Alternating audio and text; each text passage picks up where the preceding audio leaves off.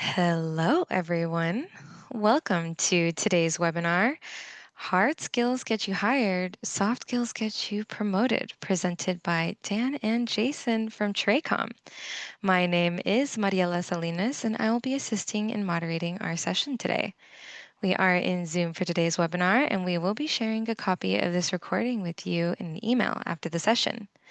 We do encourage participation throughout the session, so please use the chat or that Q&A option for our short Q&A after the presentation. Educate 360 is so excited to present this webinar today. So without further ado, I will hand it over to you, Dan and Jason. Thank you very Thank much you. and welcome everybody. You can see one of the first thing we've done is change it up on you a little bit. The title of this is Hard Skills Get You Hired, Soft Skills Get You Promoted. We're changing that for our conversation to technical skills, same as hard skills, but we wanted to make sure that you get a sense for what the differences are. And I know we probably have a lot of technical minded and technical skilled people on board. So technical skills get you hired, but soft skills are what get you promoted. So Jason and I are going to spend some time today showing you research behind that and also how that happens, that soft skills are so much more important to us once we're in the workplace. And so again, I'm joined by my colleague, Jason Keesaw. Hello, Jason. Hey, Dan. Hi, everyone. Glad to be here. Glad you're here with us. Jason's a social intelligence consultant with Tracom Group. I'm what we call the director of client success with Tracom Group, and really what our jobs are to help people facilitate and also help people learn and understand what behaviors are all about, human behaviors, and how they affect us in the workplace. So here's what you're going to learn today. Our conversation will be around our own personal communication habits. We all have personal communication habits. We're not always aware that these habits are so visible and understandable by other people. Why soft skills can make or break careers. And we want to lean on the make side today. The ripple effect of our behavior that has not only on how others view us, but also on their own behavior. And then we'll talk about what we call versatility, adaptability. It's how we influence. It's how we perform when we're at work. And that's really what leads us to success. And Jason's going to show us specifically how that happens in just a little bit here.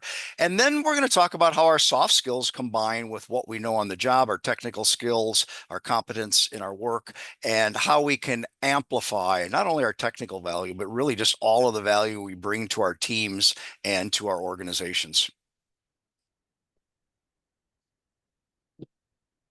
First chat opportunity here, folks. So what we'd like to hear from you, if you would share in the chat. Think about a person you've worked with that's highly technically capable, has technically skilled, but they're difficult to work with. Share your experience with that. And as you're sharing your experience, think about a few things. How were they behaving? How were they communicating? Or how weren't they behaving or communicating that would have made a difference? What was the experience for you as you were experiencing those things? I'm seeing challenging, frustrating, difficult,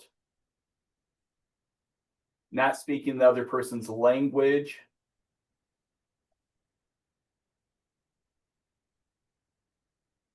Communication skills lacking so much of what we do day to day.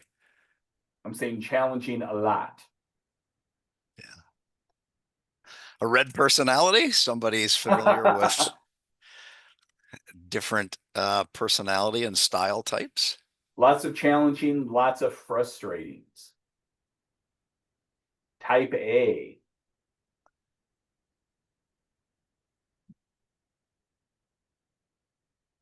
Generational differences. Yeah. Dan, any takeaways as you're observing the chat? Well, I think we've all worked with people who are technically savvy and really good at what they do day to day and good at their job, let's say, and their technical skills are high, but they can't get along with anybody that works with them. So I think we're starting to see that where people might be good at their job, technically able, and not so able to communicate effectively with other people. They can come across arrogant, entitled, but still incompetent.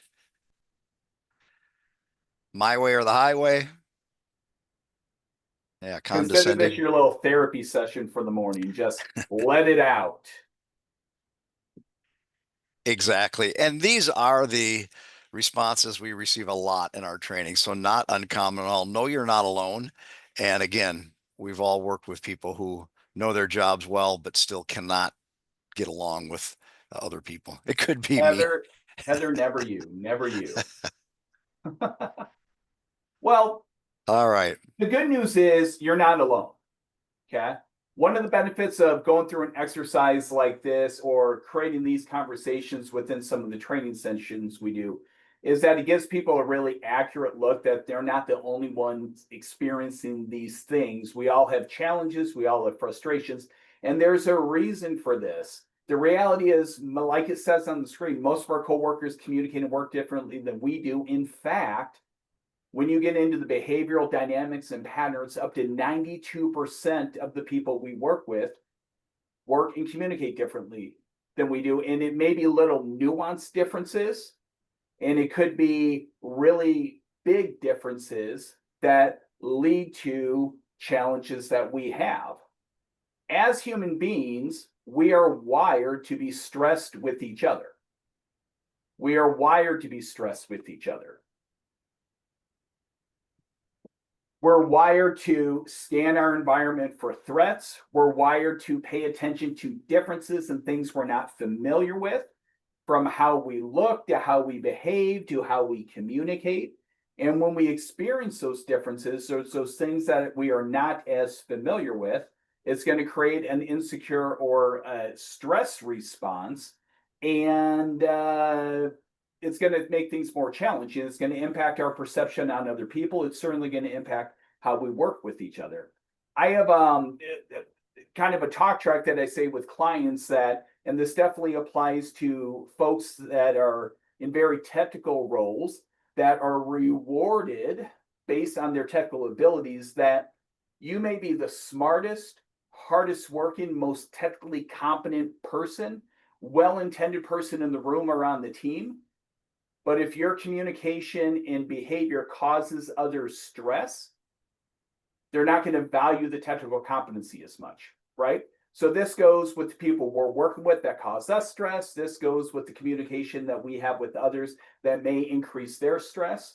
And we're here to tell you there's a more productive way to look at this that should make your life easier.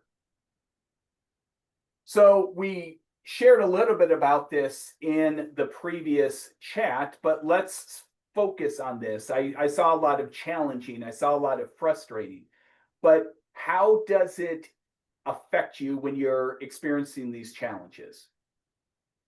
Okay, so when you're experiencing it's challenging, when you're experiencing it's frustrating, really what's happening to you in your experience?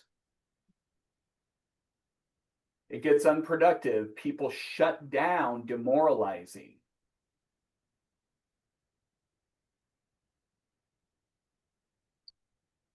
And I think Liz summed up also our previous chat just by saying that it can wear you out. It can burn you out eventually.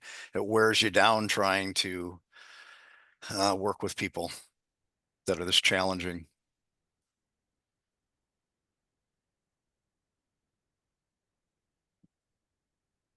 You lose trust. You need training. It takes a Physical lot more time to response. get the right thing done.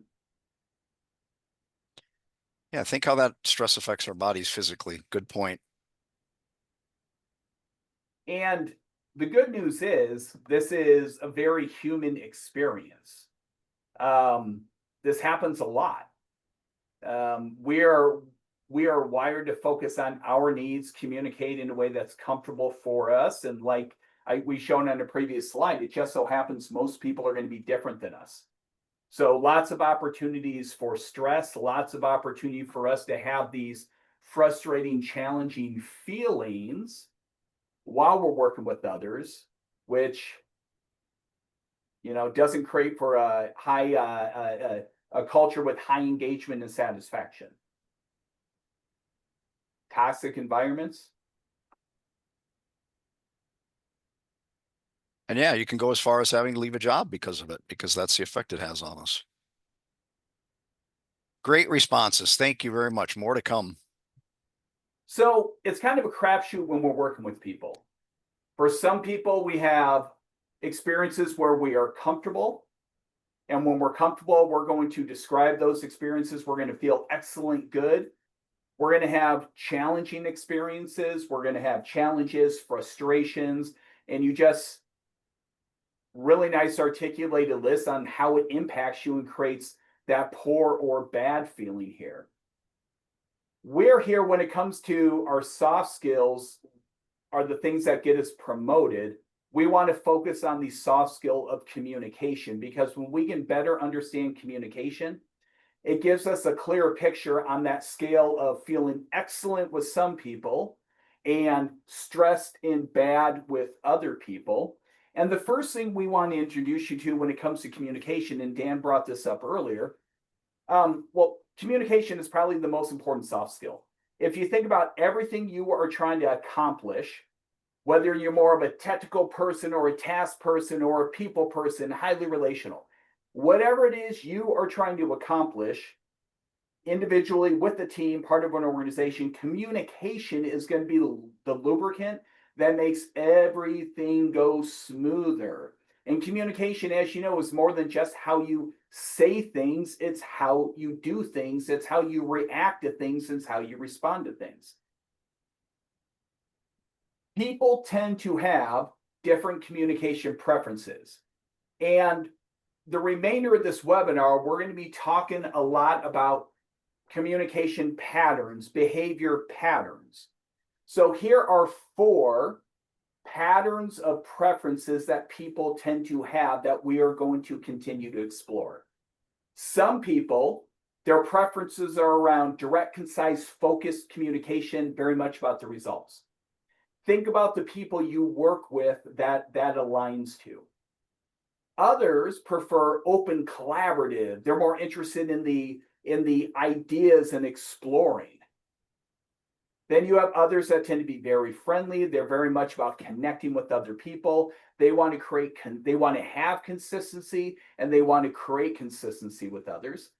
And then you have others that tend to be more organized, more objective, maybe less emotional, more focused on the results and the accuracy. So a couple things we're going to explore as we go through this is I want you to think about yourself in relationship to these, and we continue to unpack these, which describes you most of the time. But think about those challenging dynamics. What are they? I see a question in the chat. Are these mutually exclusive? These are dominant patterns. Okay. So we may exhibit these and others may exhibit these at different times. However, we tend to have a dominant pattern that we stick to. And that's really what this is about when it comes to that versatile communication, those soft skills helping us excel in our careers. It's learning about these things so we can achieve greater success and have better communication and relationships with people. And all this comes down to behavior. So Dan's going to talk to you about behavior, and more specifically, observable behavior. Yeah, and when we talk about are these mutually exclusive, we certainly have the ability to exhibit the behaviors in all different areas as the situation dictates, as the person we're communicating with dictates, right? And we have that ability. Think about our homes. In our homes, we have different rooms. Right? We have different rooms that we need to go in for certain reasons, other rooms we like to hang out in. It's when we're in our comfort zone and that spot in our homes where we're the most comfortable, that's our observable behaviors. More about that in just a second here. Those are our behaviors that we show to other people, right? But we have the ability to move through different areas in our home for different reasons, just like with these behavioral preferences. And so let's talk more about the fact that these are behavioral preferences. And when Jason points out the fact that we can say that human behavior basically has these 4 different, we call them styles, you can call them what you want, that's 60 years of research on human behavior that Traycom and E360 brand has undertaken through the years. So it's all based on research. This isn't just us saying, well, we think there are 4 different types of behaviors. This is saying this is based on our research. And what's important to note is this isn't about our personalities, not what I'm thinking or feeling. It's about what you can see and hear in my behavior. So it's what I say, how I say it, what I do, how I do it. It's above the surface of the water in this iceberg example. It's what you can see and hear in my behaviors. Very objective, right? They're there. Beneath the surface of the water, those are my deep, dark secrets, my ideas, values, dreams, attitudes. That's my personality.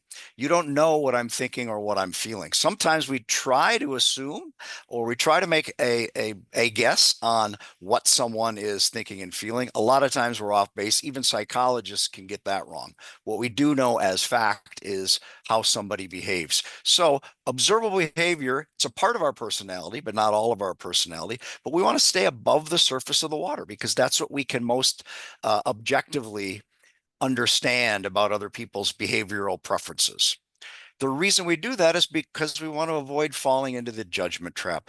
Think about somebody you first start working with, right? Right away, we start to think, oh, maybe this person is honest, intelligent, arrogant. We don't know these things. I don't know about you, but I was brought up to believe that if somebody didn't look you directly in the eyes and hold that eye contact, they might be dishonest. It's not true. Some of us prefer to look up, look down when we're communicating with other people. No indication of my honesty, even though that's what our brains sometimes will tell us about others, especially when we first meet them. So we assign these traits. And then, even worse, we start to make judgments. I like this person annoys me, I dislike them, so on and so forth. So the only way to avoid the judgment trap is to just forget about that and focus on observable behaviors. So here's what these behaviors look and sound like. And they're clues that we have in front of us every day when we communicate with other people. We may not be working side by side with somebody in person all of the time. In fact, a lot of people we work with, and probably you work with, never see their colleagues in person. It's all two-dimensional or it's via written or spoken communication. And so all of these observable behaviors are still there. We just need to make sure we're understanding all the different modes of communication that we have with one another. And it might take a little bit longer to understand how somebody prefers to behave than if we're working with them side by side every day. But all of the clues are still there. And here's what they look and sound like. Is somebody less talkative or more talkative? I like to say that some of us have more words in a day and we're going to use them. Do I work and act at a slower pace or do I work and act at a faster pace? Am I slower to make decisions or quicker to make decisions? No indication, by the way, of my intellect, right? It's simply that some of us prefer to think, to process before we fire back an answer. Some of us prefer to fire back an answer. We're what we call quick on our feet, right? No indication of our intellect, just simply behavioral patterns. Am I more cautious with risks? More comfortable with them? Am I more focused on my day to day and getting things done and what am I accomplishing now? Or am I more focused on, okay, this is what's at the end of the rainbow. This is what I am working toward, larger picture, just behavioral preferences. Am I more task oriented? Getting things done. We have a Monday morning regular meeting. We open up our laptops. If the first thing I jump to is, okay, Sean, what are we working on this week? And what do we need to do to get started? I might be more task oriented. That's a clue for you. If we open up our laptops, I say, hey, Sean, how was your weekend? What did you do? I might be more people oriented. There is no good or bad here. These are simply observable behaviors. I might be less animated, more animated. We can even tell that when we're working virtually with other people or when we hear their voice over the telephone. More inflection, less inflection. Are they smiling along as we're talking? Are they frowning? Or are they more what we call poker face? They'd be really good card players because you can't understand at all what they're thinking or feeling. And so those are the different observable behaviors. We call them say and do behaviors. Yeah, and when we're looking at the observable behaviors, they Dan outlaid for you the dynamics of behavioral tendencies. Dan, go back real quick to that other slide. Dan laid out behavioral tendencies that we experience, that we observe. Okay. I'm of the belief that most of the challenges we have with other people is that we don't understand behavior.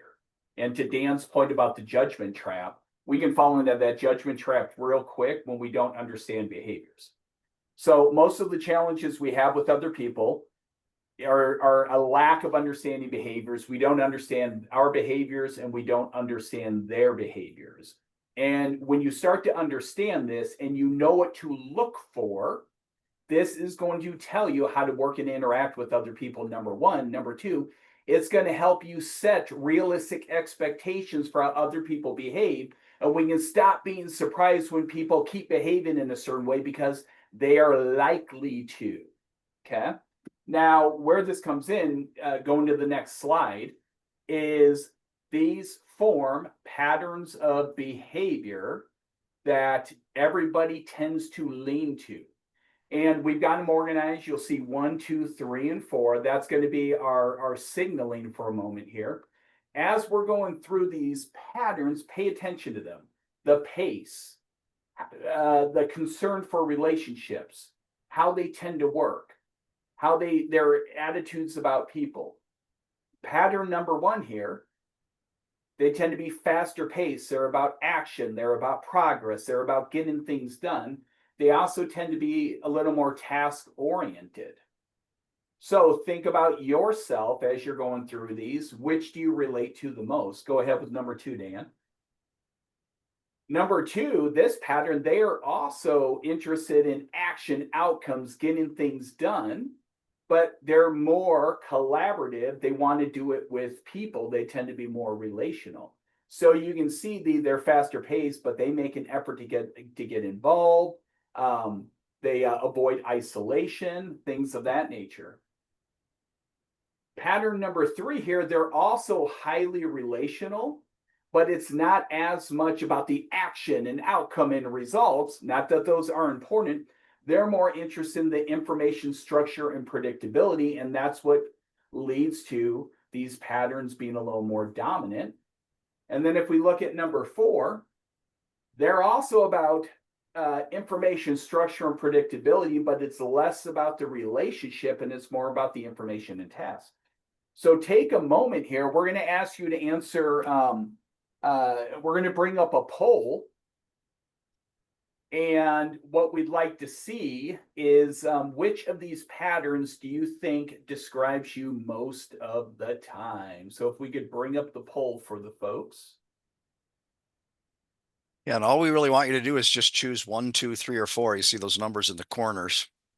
Or which behaviors you think are most like you. And these are dominant. You may say, I think I'm 2 of them. Awesome. Which one do you think you are more of?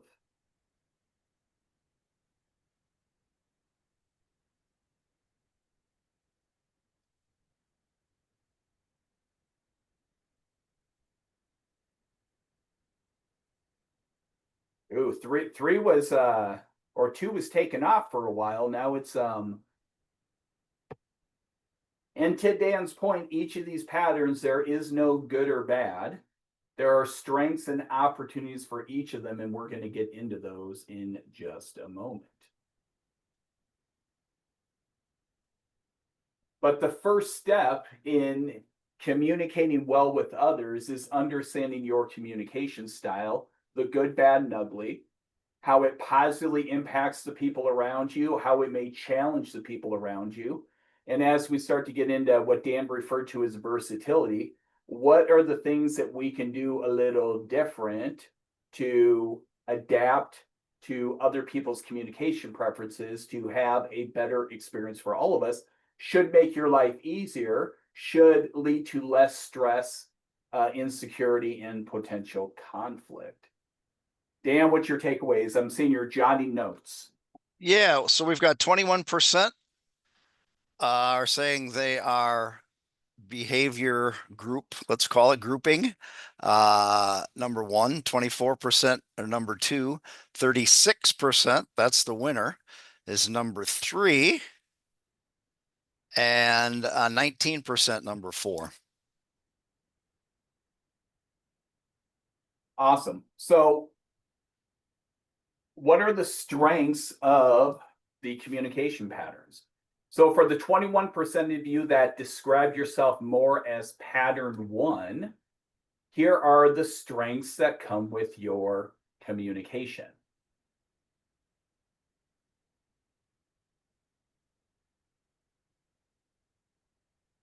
So people with pattern number 1, they tend to be direct.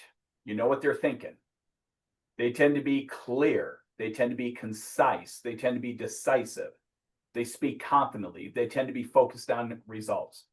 Remember, it's very much about the action, outcomes, progress. They move things forward. Number 2, the strengths that come with pattern number 2, and that was 24% of you. They tend to be energetic. They get other people energized. They tend to be very engaging and collaborative, persuasive. They're interested in communicating in ways that move people towards something. They're creative and visionary. They can communicate the big picture and get people excited about that. And they tend to be pretty open with their feelings, which can be strengths, really great at collaborating with others, building trust, et cetera, et cetera. Is the Pattern poll number, sorry, is the poll still showing? I'm not seeing it on my screen, but we're getting some feedback that the poll is still showing. I have the poll. I can see the poll.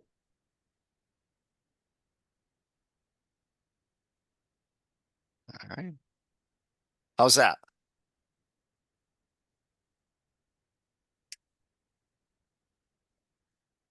Did the poll go away? I think so. Okay. All right. Thank you. Sorry. No, so each of the patterns has strengths and opportunities. Focusing on the strengths, we're coming around to pattern number 3 here. Folks that are more dominant in pattern number 3 tend to be supportive with how they communicate. They're empathetic with others. They're highly collaborative. They tend to be for the good of the group, highly relationship oriented and patient. Good listeners, understanding, partners, all of that are wonderful communication strengths for pattern number 3. And then pattern number 4, organized, precise, detailed. They are prepared, they are thorough, they are consistent. Now, if we were to take a step back and we were to ask, like, what's the perfect person? You're likely going to pick strengths from each of these areas. And the reality is, as far as our strengths, these are, dependent on your pattern, these are natural for us. These show up without even trying. But the idea is, how do you see the strengths in others? How do you appreciate the strengths in others? Vishal asked, is this same as the DISC personality profile? Sean answered it. We're talking about behaviors, not personality. But these are your strengths. Well, let's look at our communication challenges. When things are all good, it's all good. But what causes the challenges is when it's not. So for the 21% of you that described yourself as pattern 1, these are the risks of your pattern of behavior, pattern of communication, if you are not managing it. And this is the experience you could be giving other people. You can make the decision if that's good or not, if that aligns with your goals, career goals, relationship goals. They may find you domineering. You could be impatient. They could consider that people with more dominant number 1 don't listen very well, may not be considerate or interested in others' input or perspectives. And frankly, that direct communication can be wonderful when it comes to the strengths, but it can come across as pretty blunt and turn people off. So in the spirit of good communication with everyone, there are some things we may need to pay attention to and manage so these challenges don't become our reputation and hurt our potential of accelerating our careers. Number 2 is different. Number 2 might talk too much. They're very social, very verbal, very relational. There may be too much. In the spirit of creativity and spontaneity and not relying on processes, they may go rogue a little bit, go off topic, may not stick to the point. They may miss important details because they're so focused and excited about the bigger picture. People that are number two they like to shake and move, spontaneity. They like to kind of figure things out as they go. They may work and communicate without a lot of structure, which may drive everybody else nuts. And frankly, there may be a little too much emotion, not enough objectivity that comes along with number two. So lots of great strengths. Let's understand the challenges. Pattern number three here. Remember, these are the folks that are very supportive, great listeners, patient. Some of their challenges, they may worry too much about what other people think. They may, in that spirit, they may struggle to assert their opinions. They can kind of they can be fall into kind of a people pleaser tendency, not wanting to assert, not wanting to upset. They may prioritize harmony over the results. So maybe something needs to get said, maybe something needs to get done. Maybe it's not going to make other people happy. They may struggle to take that action, say that thing, because it could disrupt the harmony of the relationship. That could cause them to be overly cautious, very risk adverse, not wanting to disrupt things. And conflict is the worst for these folks. They may avoid the difficult conversation to protect the relationship and avoid something bigger happening. And then the challenges for number four, too focused on the details. They may be so into the details and in the information. This could also lead to a lack of flexibility.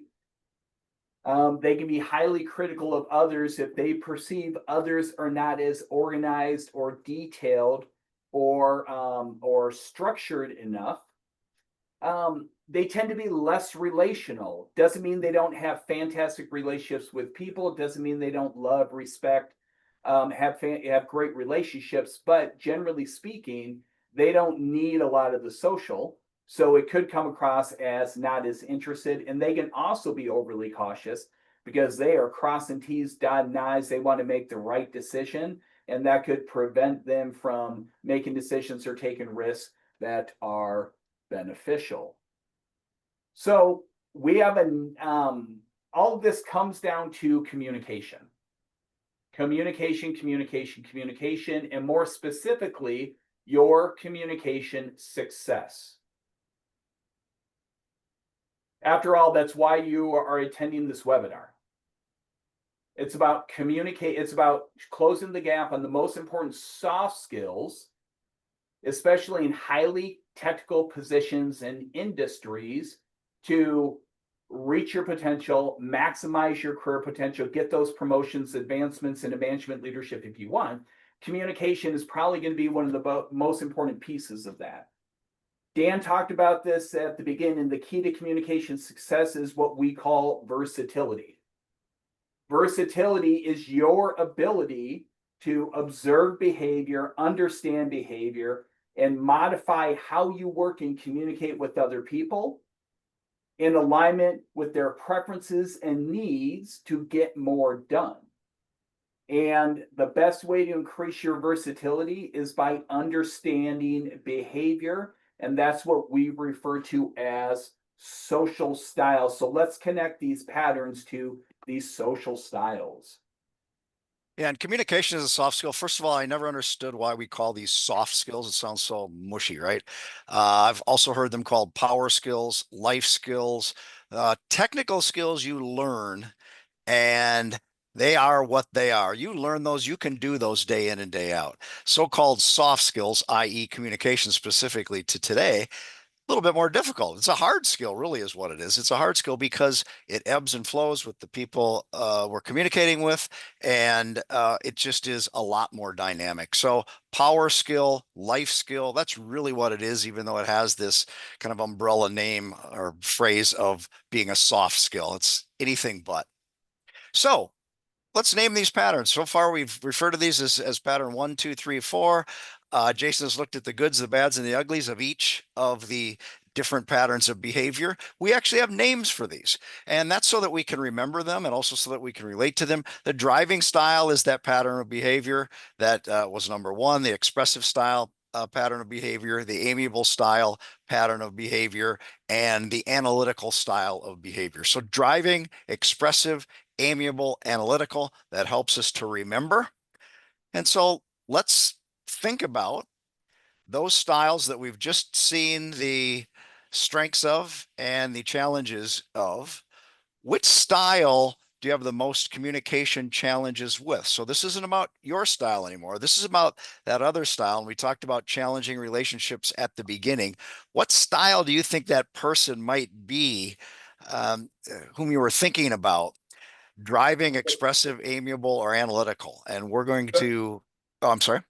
No, I was saying, yeah, the next slide, it shows them the behaviors and bring up the poll.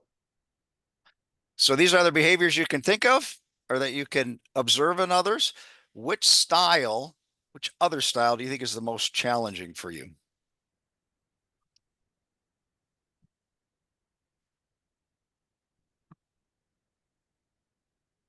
And we're doing this via chat, which works fine.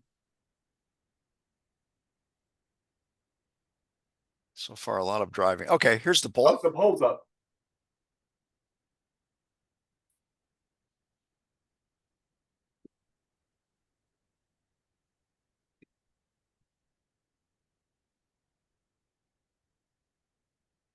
Driving styles are taking a hit.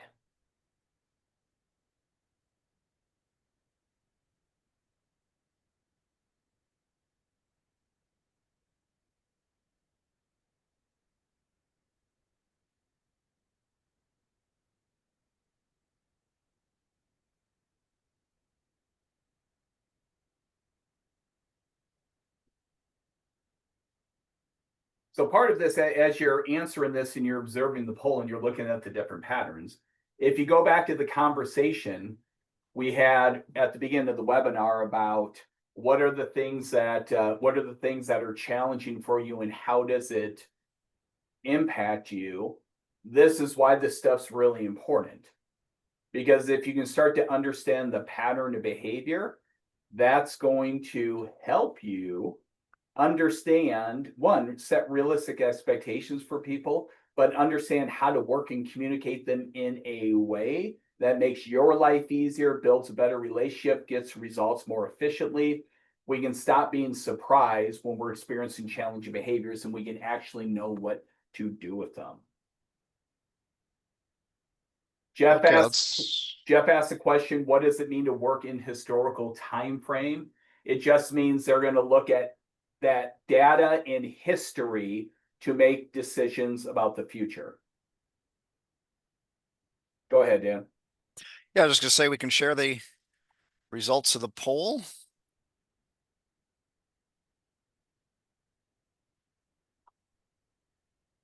I'm hoping everyone can see those. And so driving style, I like the question, how can we help driving style people be less grading? Well, we have to remember we can only control our own behaviors. We can't control others. So it's going to take some work. It's going to take some understanding of why that style's behaving the way that it is. And then B, okay, what can I do to adapt to that style? Okay. And it really does, to So Dan's point, the whole like less grading, when you start to understand it, it's you actually, when you start to, you may change your perception on that. It just may make more sense to where it's not as impactful as it once was.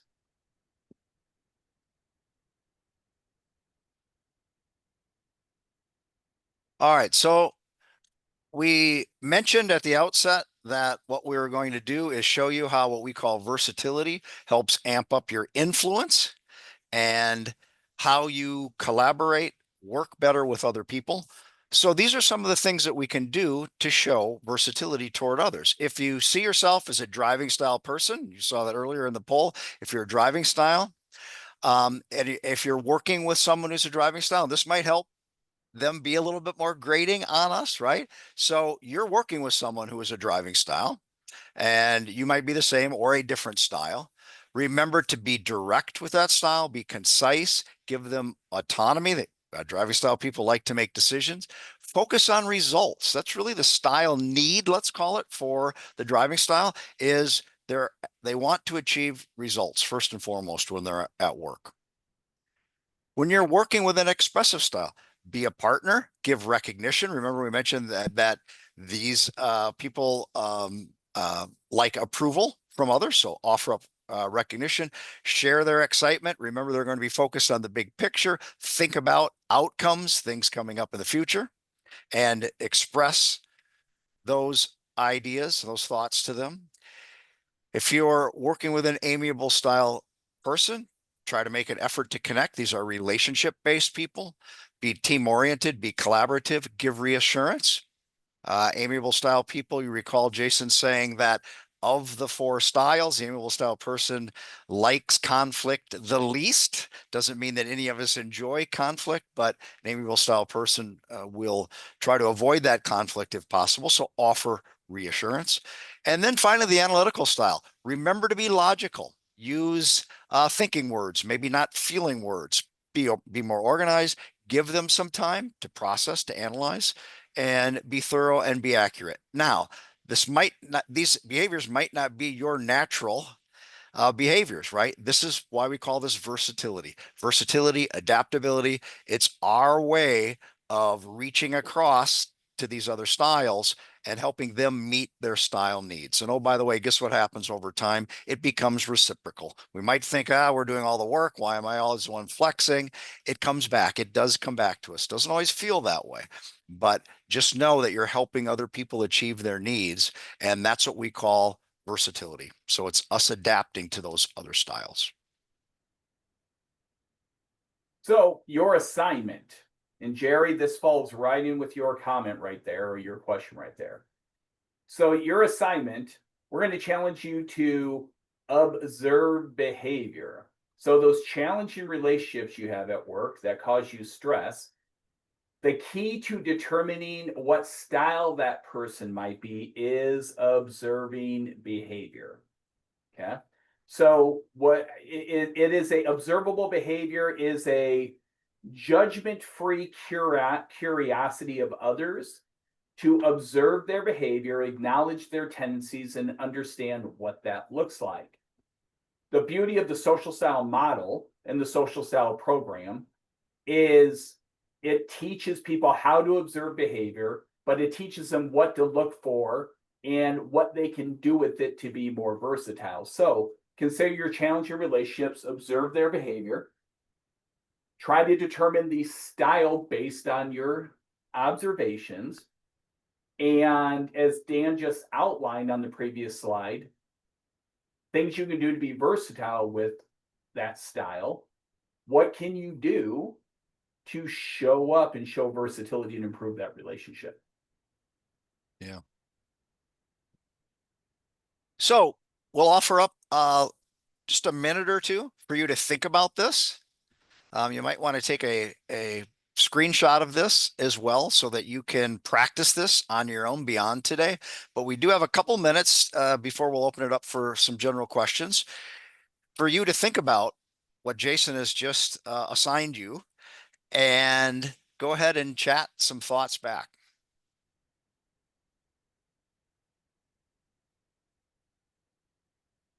Hey, Dan and Jason, I will go ahead and give our awesome audience a second to throw any questions or any feedback they have in the chat, but I also have a couple here that I saved throughout the sessions. I wanted to go ahead and throw in a little bit more info on all the stuff we talked about today and throw a couple questions your way. Alrighty, so we have the first one here. Can observable behaviors be mutually exclusive? Yeah, I think we did talk about that earlier, and that's when I brought up the home example of the fact that what we're not trying to do is to say these are your style behaviors and you always exhibit those. In fact, kind of saying the opposite, right? Through versatility, which is, okay, these are my behavioral habits. I understand these. This is me in my comfort zone and how I act. What can I do to consciously change my behaviors to adapt to other people? So they are not mutually exclusive, and you can play in each style as the situation or other people demand or require of you to be most effective with those people. And so that ability to be able to adapt like that is what we call versatility. Excellent. Awesome. We have a couple more coming in, and I want to make sure we answer these as well. What does work in the historical time frame mean? Yeah, that's more related to the analytical style. From the perspective of analytical styles, their need is accuracy. And in order to achieve that need of accuracy with results in decisions, they're going to take time to think and process and organize and research, and they're going to lean on historical data to give them information about what the risk and probabilities are for the future. So the analytical style is going to work in the future or historical time frame. Driving style is going to work in present time frame, but it's very much of a this needs done now. We're not worried about anything else. Do this now. The expressive style works in the future time frame. They're excited about the possibility. They're thinking about thinking creatively about the vision, about the potential, all of that excites them. And the amiable style is also work in present time frame, but it's not so much about this needs done now. It's more about I want to do a really good job on this right now and get the best outcome. So different time frames for different styles. Yep. And before we look at some of your comments back in regard to this assignment, Jennifer is bringing up the fact that can we lose ourselves if we're adapting, if we're showing this versatility, or can we still stay authentic? And you absolutely can. Basically, what we're talking about doing is reaching out to help other people meet their needs. And I don't know what's more genuine than that. So this isn't about simply losing your authenticity or changing your values or anything like that. This is simply understanding from a behavioral standpoint how you can help others meet their needs. And Dave really kicked. Dan, Yeah, I'm sorry. real quick on I have another take on the authenticity around this as well. Sure. So when you think about each style's strengths and weaknesses, that is authentic.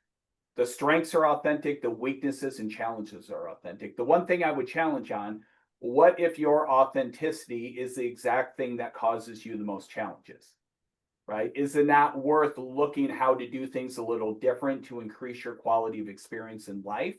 Um, Authenticity is really important. We all deserve the opportunity to be ourselves without judgment from others. But there is that pursuit of emotional intelligence and versatility that will make everything better. And sometimes we need to disrupt our authenticity to be more productive. Right. Okay, some of the challenges are coming in.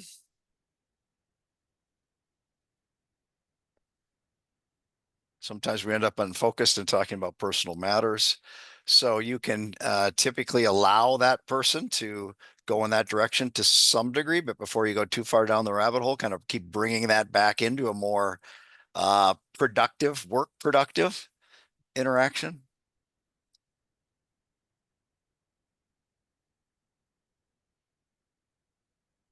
Paul talks about, I think the biggest requirement for dealing with alternative styles different to yours is patience.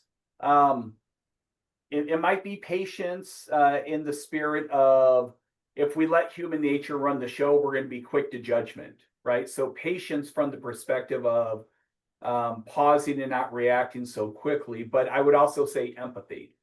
When you start to understand the needs of the different styles, you realize why a driving style behaves the way they do. You start to find benefit in, oh my gosh, that's really valuable. I now understand what to expect and work with them. It changes, it allows more patience and empathy, and it changes the game and how you work and communicate. And that's the same for all the styles. And when we get into empathy, it's different for each style because the different styles have different needs.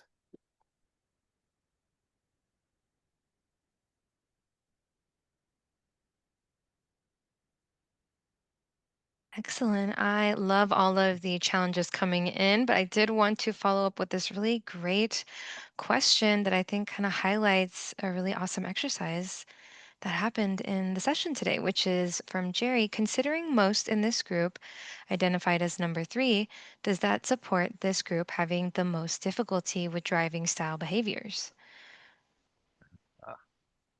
Good question. It's possible, as Sean pointed out, we can have challenging relationships even with somebody who is our own style. But if you look at the attributes that we shared with you earlier, if we go back to the different styles, you can see that these styles that are what we call cross quadrant, or as Jerry's suggesting, diagonally opposed to us, are mathematically, let's say, the furthest apart as far as their behaviors. So it is possible. One of the first things you want to look at in your challenging relationships is if that person might be that style that is, I grew up in the Midwest, so we would call it kitty corner or catty corner from our own style. And so it's possible. That doesn't mean that it's always going to happen, but if you just look at the general behaviors here, you can see that they're set up for some challenges because their behaviors are so different from one another. So check in that direction first just to see, and then obviously it can be any other style as well, but it is possible, and there's a higher propensity for those challenging relationships to happen when it is somebody who is what we call cross quadrant from us. Great question. But it's not personal. It's not about intentions. It's really is. It's we do think our needs are different and we do things different, and that just causes challenges. But to the point of the purpose of this webinar, and hopefully any follow-up conversations we have with you, the benefit of doing this stuff and implementing this kind of work within your teams and organizations, leadership team, is that it teaches us about the behaviors, how to observe it productively, how to work and communicate, so that hopefully those, whether it's kitty corner or catty corner, or it's the style you're within, you understand it more. And when you understand it more, that's the key to being versatile. Yeah. And so what we wanted to do is just start you on your journey of becoming more versatile by understanding the steps that you can take. So this assignment, starting you to think in that direction, and obviously you could use this as a template for moving forward. There were some questions that have come in as far as, okay, what do we get now? Do we get a recording of this, and what can we expect? Well, here's what you can expect. Yes, a recording of today's session, as well as information on the pros and cons of each style. Very interesting video on what we've just talked about as far as what's behind each of the styles and their behavioral habits that you can see and hear. Why observable behavior is so important. And again, you're technically savvy. That doesn't mean you work well with those people around you. So what are the ways that we can look for those clues in how other people prefer to communicate? That soft skill we're talking about today, and how we can adapt to that. And then just information on social style training course. There have been a couple of comments in the chat that have popped up, and we will help give you the knowledge to understand how you can determine what our social style might be, and how to train people to, or ourselves, to be able to become more versatile, which is the key to success. Absolutely. And yes, you will absolutely be receiving a recording and an email after these sessions. So be on the lookout for that, and links to all of these fantastic resources that Jason and Dan have compiled today. Awesome. We do have a couple of more questions coming in, and about 5 minutes left. Are you guys game for a couple more questions? Yeah. Sure. Awesome. Let's get it. So we have a couple more. I want to say like two or three. If you included the willingness to change or unwillingness to change, how would that fit into the four quadrants?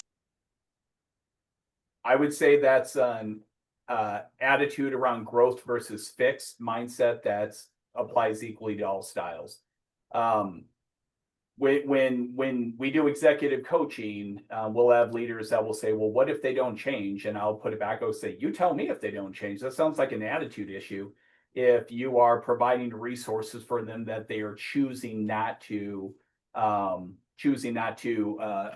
work with. So I don't think it's there are some styles that respond differently to change, but the difference between making an effort or not making an effort, that can apply across all styles.